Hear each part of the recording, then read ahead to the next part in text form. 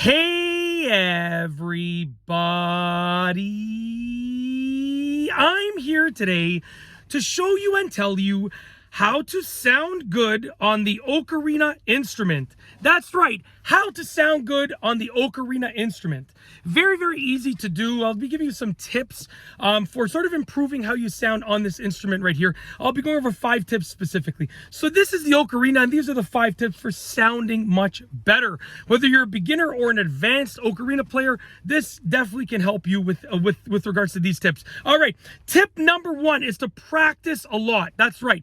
Obviously, just like any other instrument, the more that you practice, the better that you're going to be. So practice as much as you can, okay? If you practice for 1 hour a week, you're going to be this good. If you practice for 10 hours a week, you're going to be this good. So just practice a lot. That's tip number 1.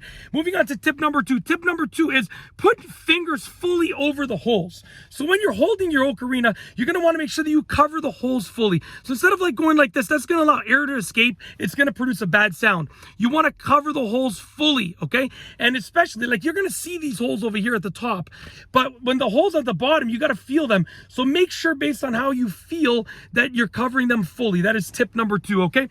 Moving on to tip number 3, proper posture. That's right. If you have your back nice and straight, your head back, your neck nice and straight, your shoulders square, you're going to be able to produce a better sound.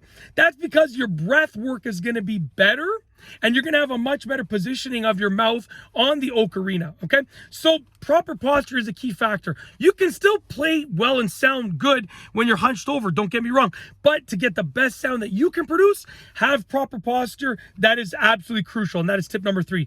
Moving on to tip number 4. Tip number 4 is to use dynamics.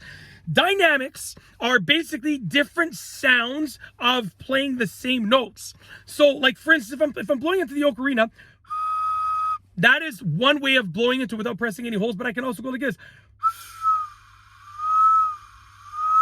Little bit more dynamic. Now that doesn't sound the best, but it's just an example. I can also do like staccato, which is short notes.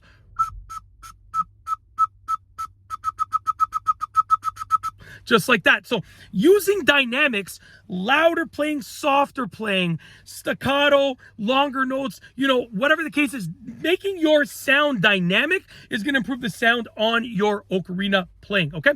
That is tip number 4. Moving on to the last tip for this video, tip number 5, tip number 5 is to learn the positions for the notes.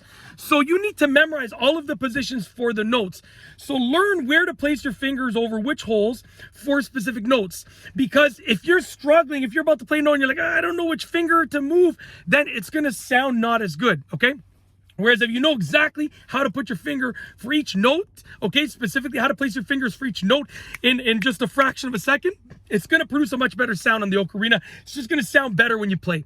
That's it. With regards to how to sound good on the ocarina instrument, these have been 5 tips to help you out. Hopefully you enjoyed it. If you like this video tutorial, please be sure to give it a thumbs up. Let me know what you think down below as a comment. And of course, be sure to subscribe for more great videos just like this one. And that's all I have for you today. Thanks for watching.